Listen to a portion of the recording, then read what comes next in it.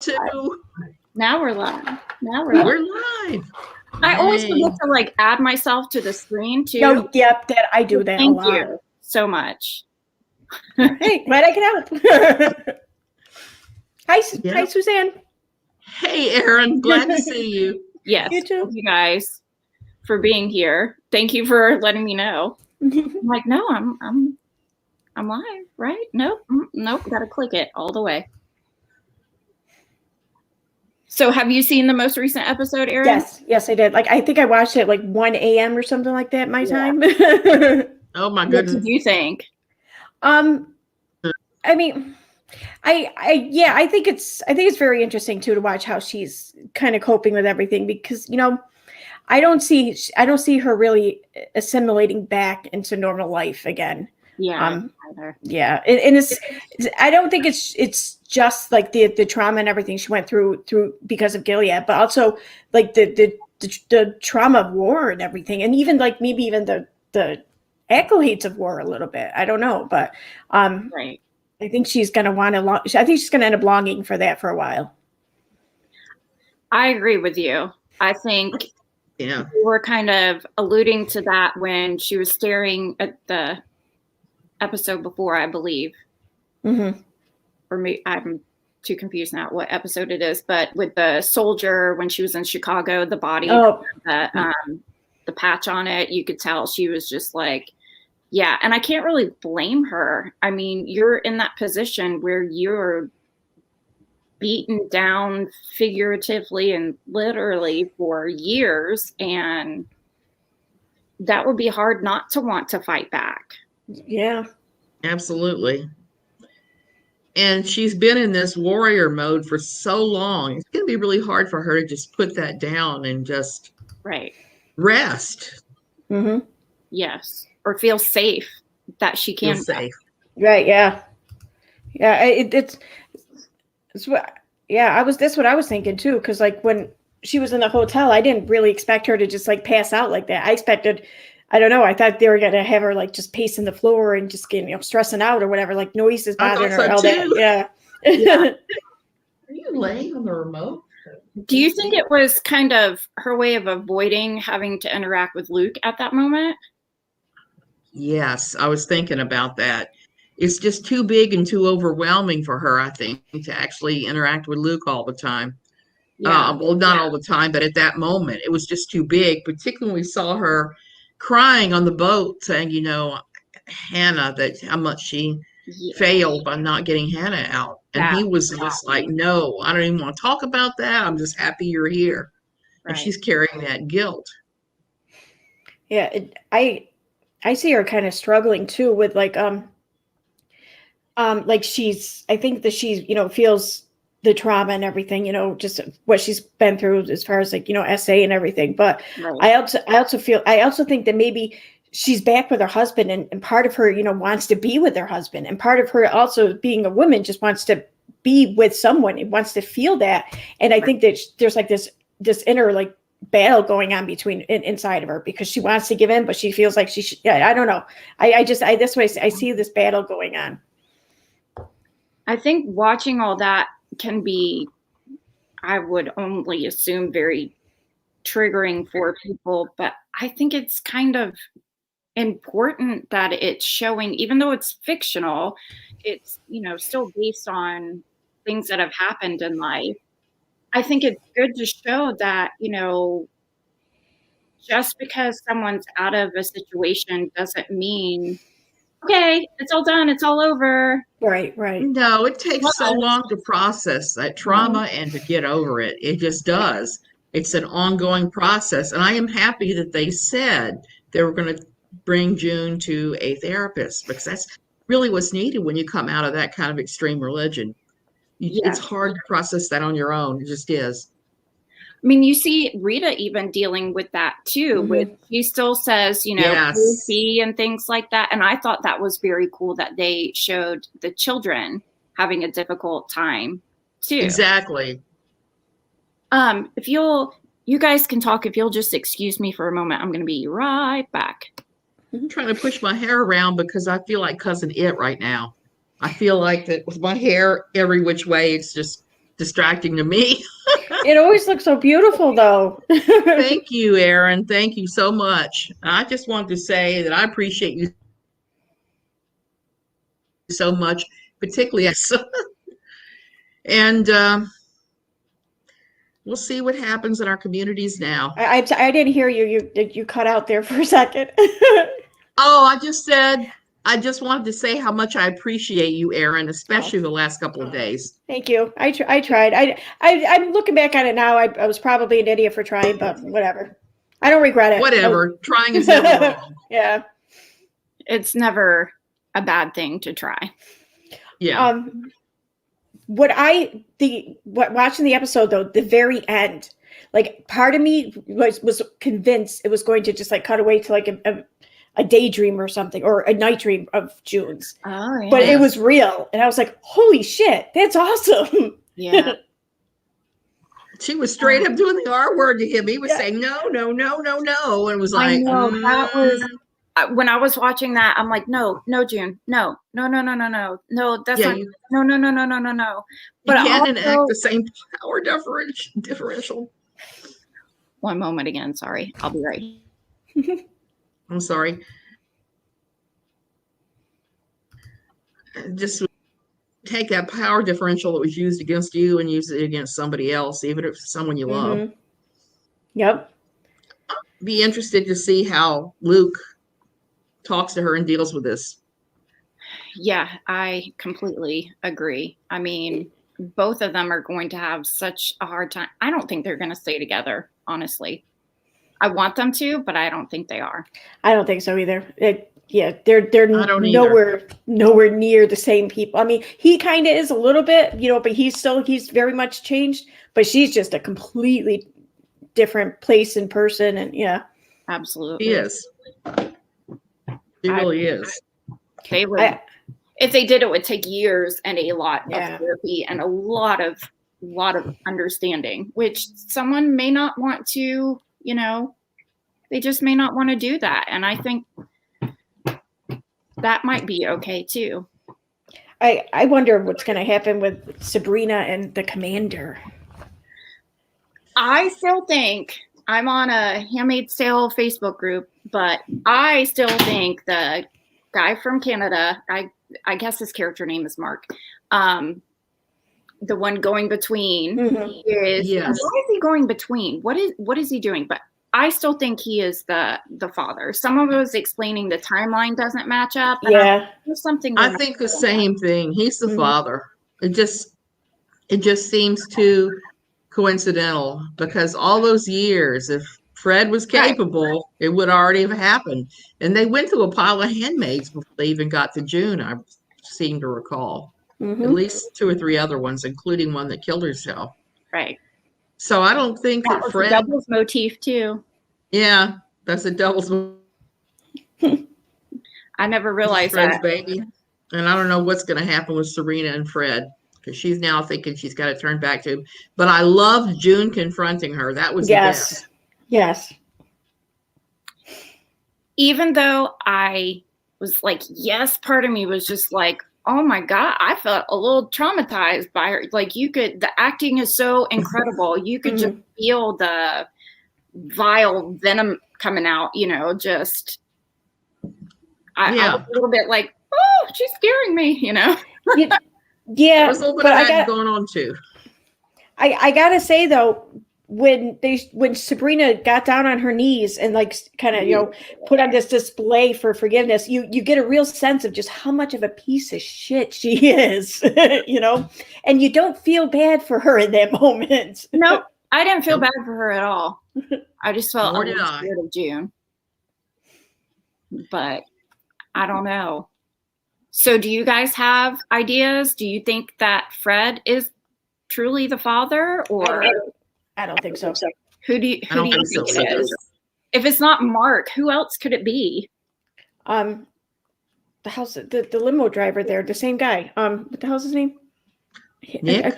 Nick. I can't draw on a blank because she was not too. Oh no, wait. How long ago was she in that place or whatever, captive, and then she gave up the other handmaids? I mean, it'd been like a month or two, right? because he was there with her, and then right before they jumped out of the van, and the few of them there got hit by the train, she was just making out with them in a driveway or something somewhere. So, I mean, I'm talking about June or Serena. June. Oh, I'm sorry. I'm June. I don't know what I'm talking about.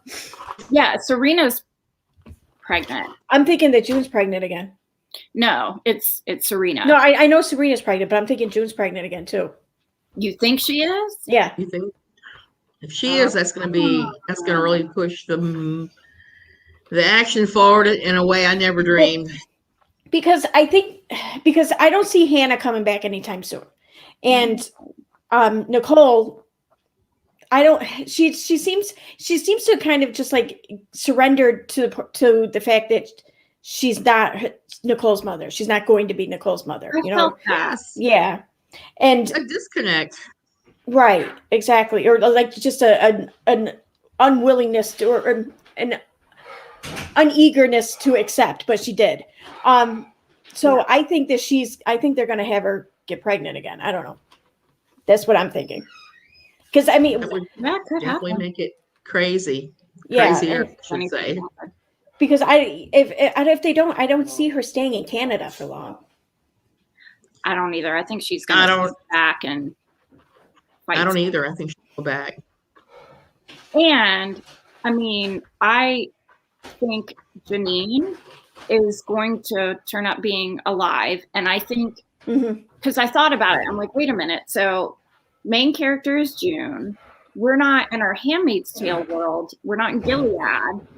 We're glad for that, but that's not the vibe of the show anymore. Yeah. So how are they going to keep that? And I think it's going to be through Janine. I think she's going to wind up getting like recaptured or become a handmaid again. And that's how we'll still be connected to that world. Or she's going to be still alive and fighting and working with other Martha's handmaids to also take down Gilead.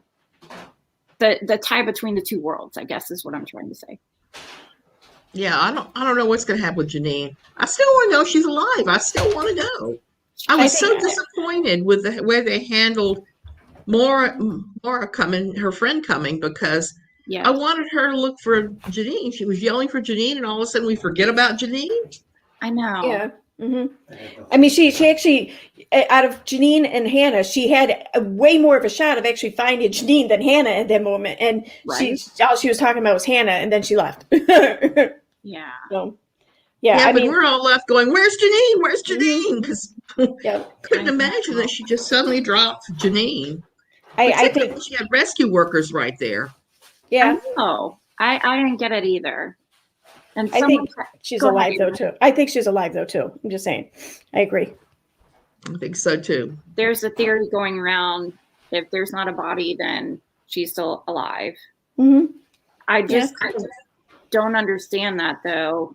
I mean, I understand it for the show and the drama and whatever, but yeah, logistically, there was so many people right there who could have just look down. Where are you? You know? Yeah. I think they've left realism as far as some of these things behind at some point in the series, because remember the very beginning, the handmaidens all had the thing on their ear that was clipped in. What was to keep them from tracking June and Janine? They had that still. They should have been able to track them and say they're moving this direction, but they didn't have that. I have a theory. Okay. I'm thinking because, or at least anyways with June, I don't know about with Janine, but with June anyways, she had kind of escaped a couple of times, right? I'm thinking maybe she ripped it out of each ear, and maybe now there's not enough, I don't know, like surface area to reattach it.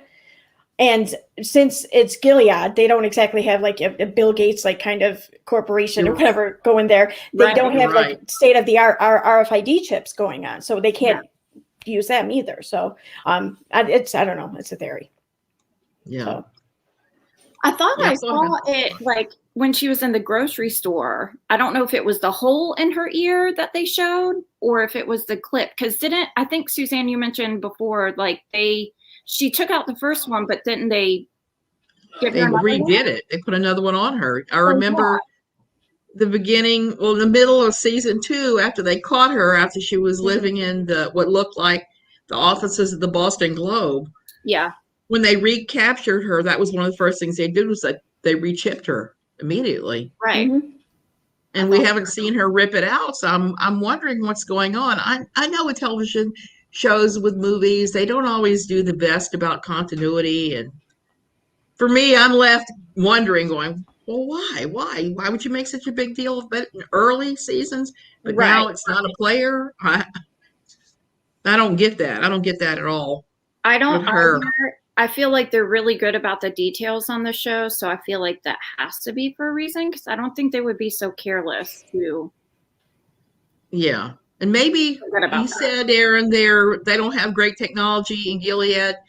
Maybe the system that monitors where the handmaids are, maybe that's down, because we have seen some things go on that lead me to think that their technology is what they have is failing. Yeah.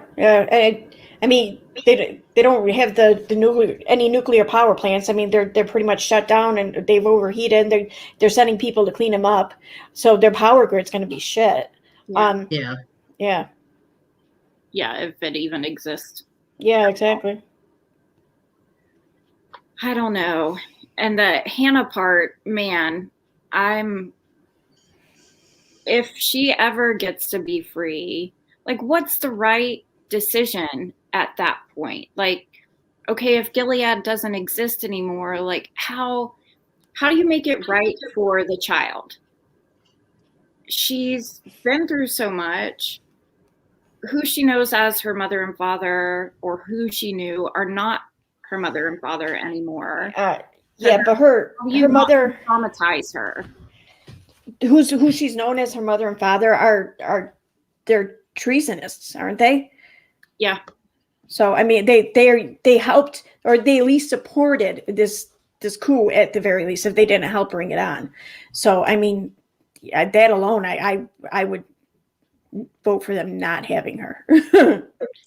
Then where do you think she should go? She had her for so long. The thing is now, right?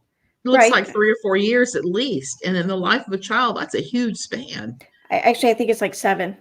Well, 7. So 7 years. That's even longer. I mean, I'm surprised. I'm not surprised that Hannah didn't remember June when they had Hannah there in the glass enclosure to pressure June into telling them where the other handmaids are. Mm-hmm. That was hard to don't know. Recognize her. And be afraid of her. Oh my gosh, if my kids were afraid of me and didn't know who I was. Terrible. Ooh, that would be so terrible. It would be. That would be so hard to take. You know, I bet it comes down to is it King Solomon in the Bible with the baby with the 2 mothers? I bet it comes down to a situation like that over Hannah. I think so too, because I mean, as a mom, you don't want to see your kids terrified, scared, unsafe, hurt. Yeah. Right. You're going to put your own feelings aside for them. You love them enough to do what's best for them, even though it may not be you, which is like horrible to think about, gut-wrenching. It is, but there are some people that do manage to put that aside. Let me just throw that out there. I'm not going to say names, but there are people that manage to do that, and it's pretty horrifying to the rest of us, but there are those. Right. And I don't know if June is damaged enough to be that way, or whether she's always going to be hunting down Hannah.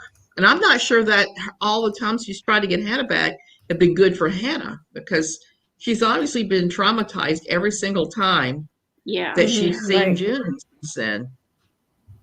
Yeah.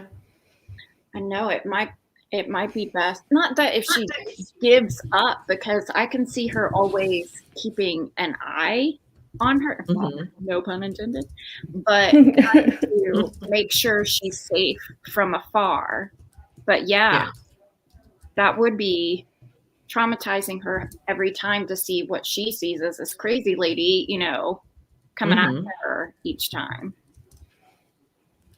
Or at least a stranger. But so, I wonder, I mean, Hannah was with them till she was what? I mean, she was in school, right? So like kindergarten, first grade. I think so.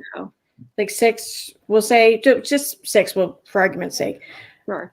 I mean, I would think I would remember my mother, or just remember the presence of someone, you know? Yeah. The figure, I guess. I don't know, but it's weird how she doesn't remember. I don't know. To me, it's weird. Trauma does that, though. Trauma will warp your memories. And being hauled away from your mother is one of the most traumatic things that can happen to a child. Right. It kind of does a number on them the rest of their lives. I mean, I've seen that working in the field. The loss of a mother, even a bad mother, right, is one of those things that just creates enormous PTSD. I bet. And do you think that it's the brain's way of protecting itself from reliving the trauma to kind of not remember? Yes. Yeah. Sometimes that is a way of protecting yourself. There are 2 movies that I have seen recently again that one of the things I loved about the movies are the fact that they showed what it was like in the head of a child or a teenager, I should say, who was dividing into that where they're protecting themselves and they're disassociating during something pretty traumatic happening. Yeah. So I don't doubt at all she has repressed what memory she has because they're just so painful. And I bet they're punished too for mentioning their past life. So they probably just got used to, well, I don't want to say that, you know, or I don't want to mention my mom. Yeah, that's true. Yeah. Yeah, that's true. Like they've been conditioned to just, nope. And this is a society that looks upon punishment as normal. Right. I mean, yeah. I think you were talking about on your channel, Suzanne, how a lot of what is going on in a particular family currently is shedding light on their way of life, perhaps, and also kind of how you've said before, like things that are happening in the Handmaid's Tale show. It's possible for it to actually happen in real life, as far as people abusing their religious powers and infiltrating government. And I didn't realize how many people were senators and governors, and you know, I didn't realize that until recently with all the coverage and you speaking about it. I'm like, oh my gosh, that is like Gilead. That's quite scary. Not that we shouldn't pursue what we think is right and just and serve our country in some manner, but it's the whole abuse of power and trying to force people into your belief system. Exactly. That's what frightens me about some of the things that have happened. I mean, that when I first read The Handmaid's Tale back in the 80s, I thought, this is just crazy. This would never happen. Right. But being in the Quiverfull movement, coming out, seeing how many of these guys actually are part of that, I could see where that could happen. That's why I was so frightened on January the 6th, because I thought we might be seeing the kind of coup they were describing in the book. I know. Where they came in and they just executed all of the congressmen and the senators. They just wiped them all out and installed religious people there instead. In The Handmaid's Tale, it's not, they don't convert or whatever. They don't take over the whole country. It's parts of the country. Parts of and it. And you look at the country today, that could totally happen in quite a few parts of the country right now. And like even my part, like upstate New York, I mean, it's not quite the Bible Belt, but I would call it like the Bible Belt for New York State. There are parts up here that could happen, right. you know, and I like know you said, people up there that would love that to happen. Yeah. And like you said, with the Capitol riots, I mean, who would have thought, like 20, 30 years ago, and my mother, she passed away in 2003. If I went back in time and I told her what was going to happen, she'd be like, get the hell out. No, what? There's no way. You know, I live in the crazy. DC area. I just could not imagine this going on. I've been in the Capitol building so many times myself. Live near there. And there's such tight security. You have to go through checkpoint after checkpoint after checkpoint. These guys are armed. They're serious.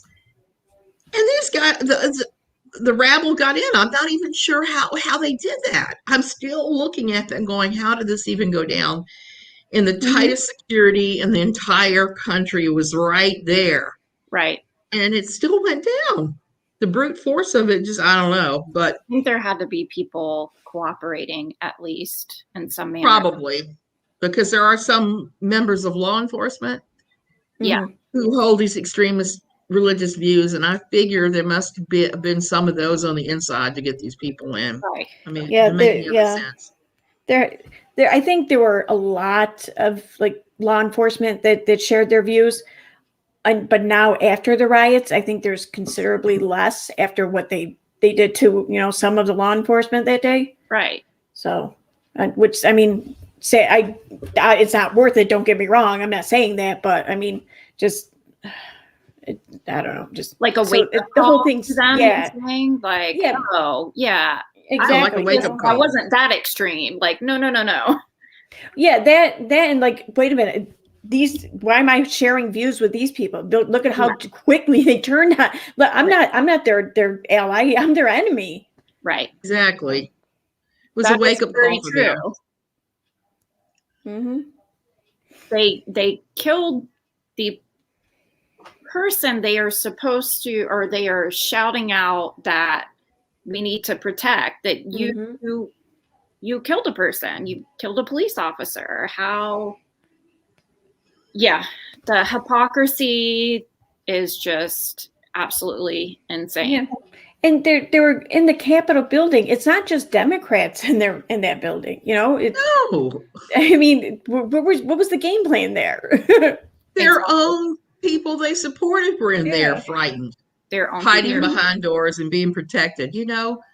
It was their own politicians. That's what was so scary. If they're willing to act like that with their own politicians and put them at risk, I just could not believe that. Yeah. And I couldn't believe the Capitol Police didn't shoot until that point. I know. Yeah, we could go into a race about that for sure. But that kind of dovetails with what we're talking about a little bit, because that's.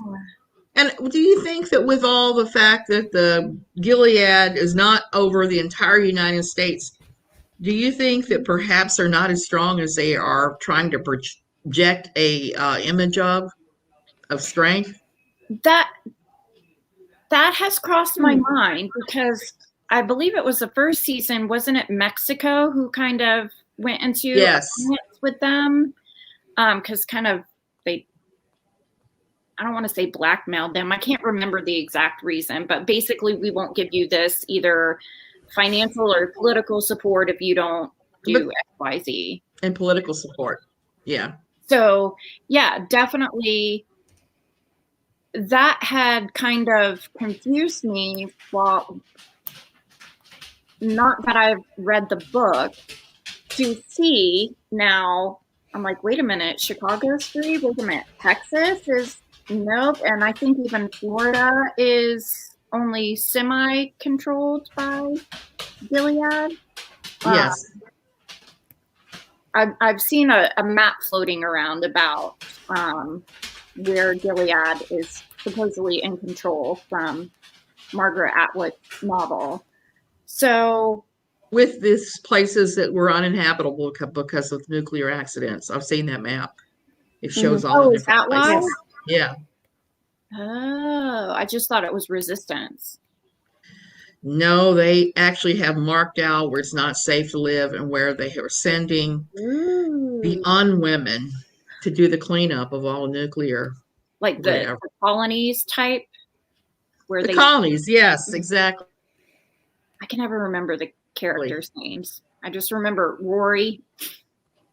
I don't remember her real character's name. I didn't even really watch Gilmore Girls, but that's all. That's all she's known to me. She was also in Mad Men. I knew her only from Mad Men. Yeah, I never watched that show. Yeah, it was I like that show. Yeah, one of my favorites too. I'll have to see if it's on either Amazon Prime or something like that. I've heard a lot of good things about it. I just never watched it. It is. It's and I was a child when all that took place in Mad Men, but all I can say is it's very realistic. It's very realistic to what I remember from my childhood.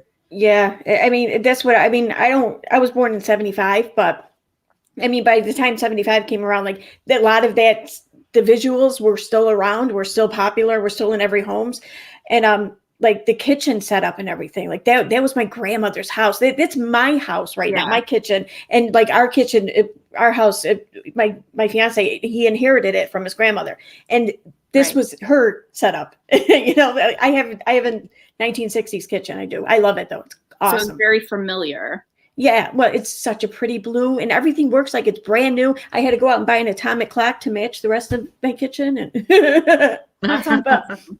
but I mean, but the visuals, though, they're so accurate. I mean, they're so detailed too with how they went through, and you just sit there and you just don't even pay attention to the show. Just look at everything on the walls, the floors, everything outside and everything, the cars, and wow. The same attention to detail that we're seeing on The Handmaid's Tale, I think. Yeah. I mean, just except over for the the top. clip. You don't. I said, except for the ear clip. They've missed it. Well, there is that. There's the ear clip. I don't know what they did with that, but I don't know either. Who knows? So I heard that there, someone, I have a lot of online handmade sale buddies, but was mentioning that she watched the trailer for the next episode. I didn't even know they showed those. And I haven't. I look for them. I can't find them. I did too, and I can't find them. I kind of don't want to know, but so that was going to be my question, which you guys answered. Do you even watch them? I would, yeah. Yeah. I mean, I've actively looked for them. I mean, because it's just a trailer. You get an idea. They just makes you want to see it even more, I think, though. But because they don't really give much away. So no, it's a teaser. Yeah. But they're not all available anywhere online, and I have to use my Yo-Ho, A Pirate's Life for Me streaming services from Costa Rica behind my VPN. That's the only way I can actually see any of this. Because Netflix and Hulu don't work here. Even if you have a U.S. account, they will not let you access it here. I don't care what kind of ironclad VPN you're using or anything. They catch you every time. So I've just given up on that. It was just too much of a hassle. I'm sorry. So how did you get through quarantine? Like, you didn't get to share the Tiger King experience with everyone? No, I saw Tiger King. There are plenty of, I'm going to say pirate channels. I'm just going to come out with it that are available. Yeah. Yeah. That's what I do. Is it? And I don't feel too bad about it because I also have those streaming services that I split with my daughter that I pay for. Right. Sometimes work from here and sometimes don't. So I'm just looking at the same content. That you and I do have HBO Go because I pay for HBO here. And our television setup here, same stations altogether. It's just they're in Spanish. And you can turn most of them to English. But for some reason, the Paramount channel is the one that has The Handmaid's Tale. They've only shown season 1. They've shown it 2 or 3 times now. I guess they want you to get it. I guess. I would pay the monthly fee or whatever. Like if it was Netflix where they release the whole season at once, I would pay for a month and watch it. Yes. But the fact that they only show 1 episode a week, they're dragging out. I feel like they're making you pay for several months, and that kind of pisses me off. And so I won't do that. Yeah. I think I stumbled upon the show when it was in its 2nd season, so I did get to kind of watch it, and then now experiencing I'm glad at least they released 3 episodes at once, but I don't know if you guys are on. I just recently got on because I made fun of my husband forever, but now I'm like, okay, now I get it. But I'm on TikTok now. And there was I'm not on TikTok. I'm old. Just don't. I mean, I'm not a spring chicken either. So, but that's why I made fun of my husband. My husband's 45. I'm 40. I'm like, are you looking at 12-year-old girls? Like, what are you? He's like, no, it's not like that anymore.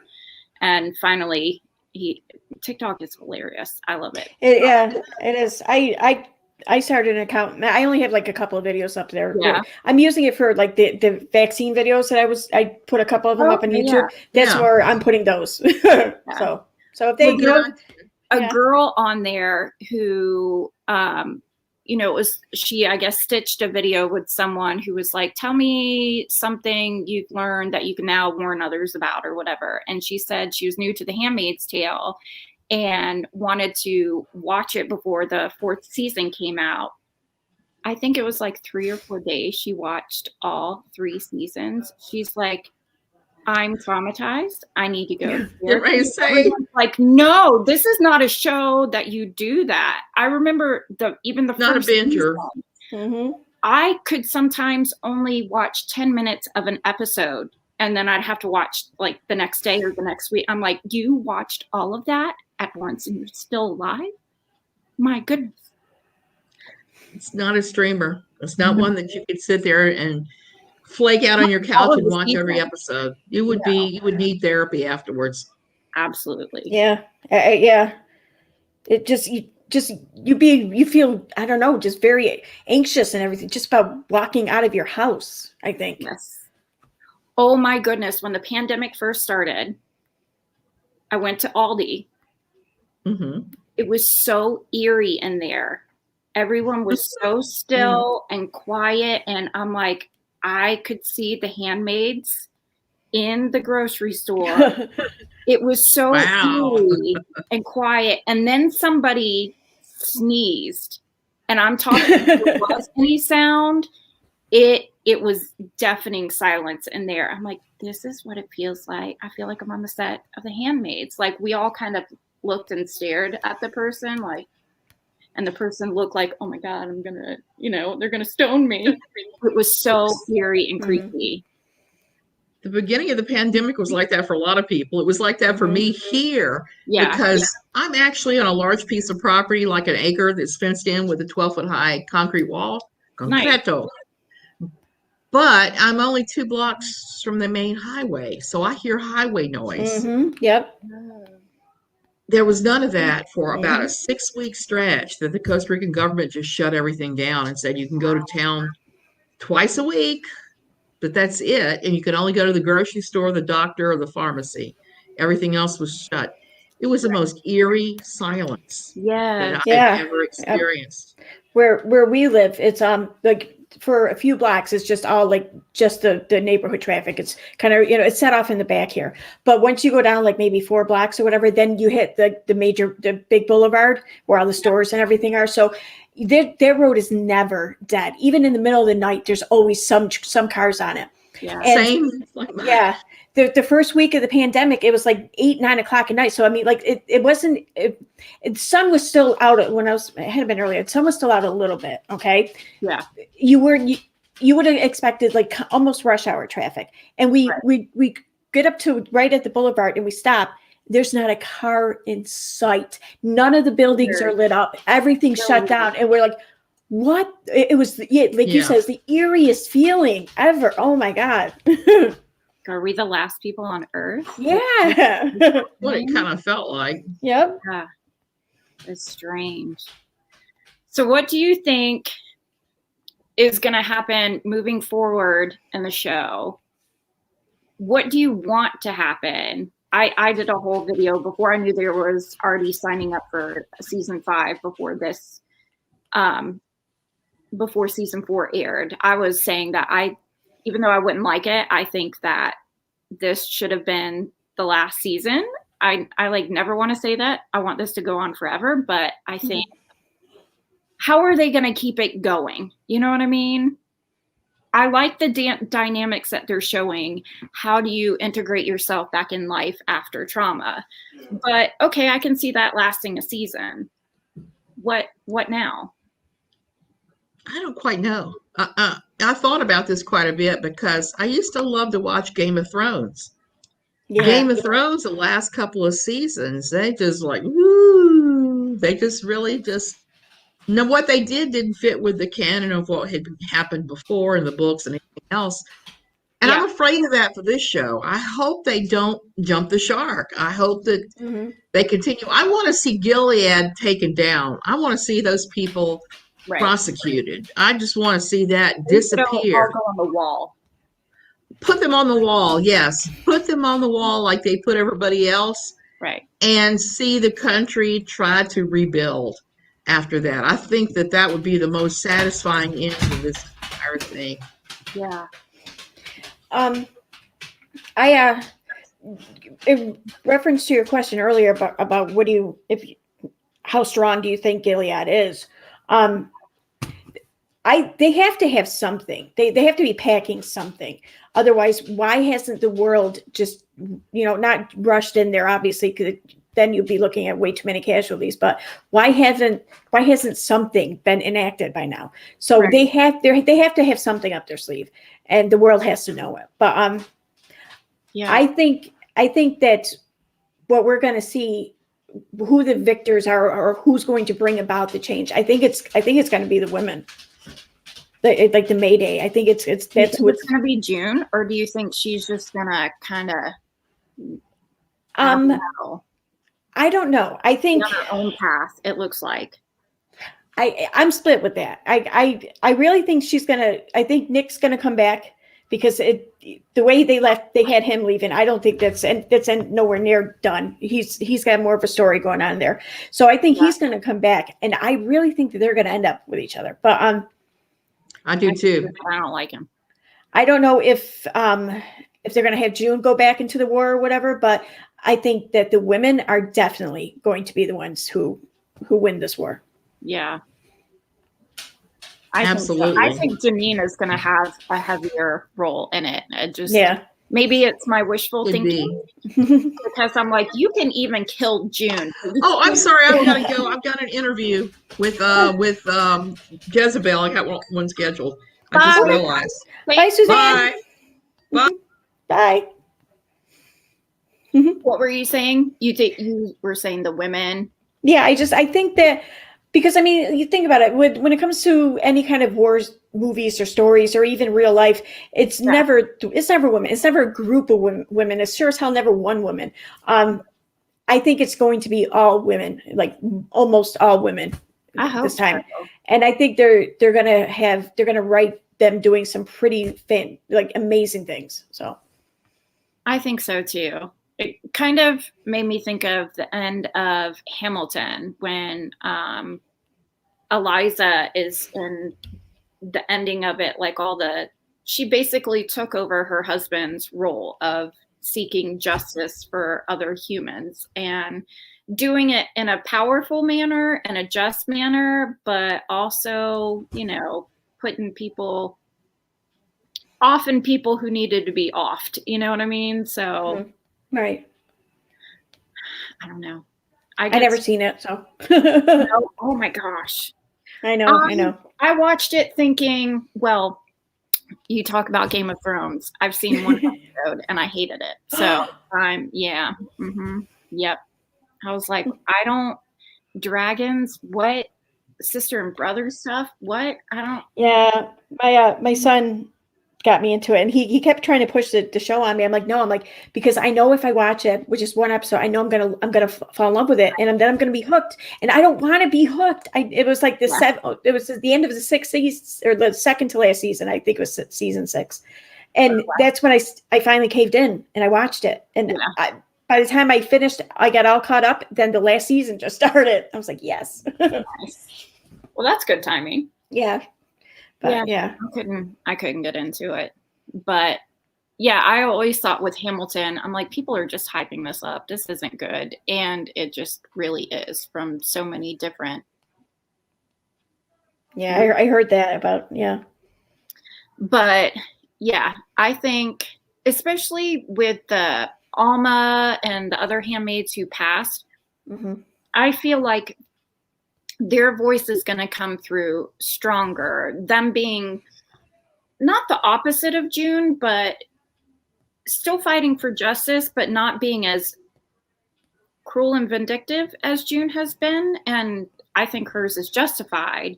Right. But I think they're kind of giving the perspective of, I'm tired of all the hate and the dying, and you know what I mean? Yes, let's get these people out of here. Let's stop this. Let's get them out of power, but let's do it in a manner that is not destroying people's lives. Kind of the opposite of what June's doing.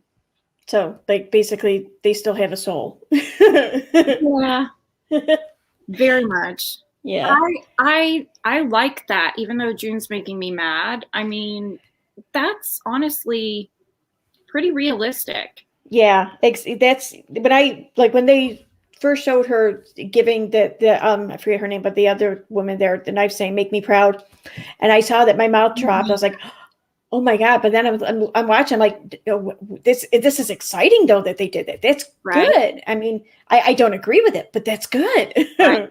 So it feels justified. Yeah. It's like, yeah, sorry, buddy.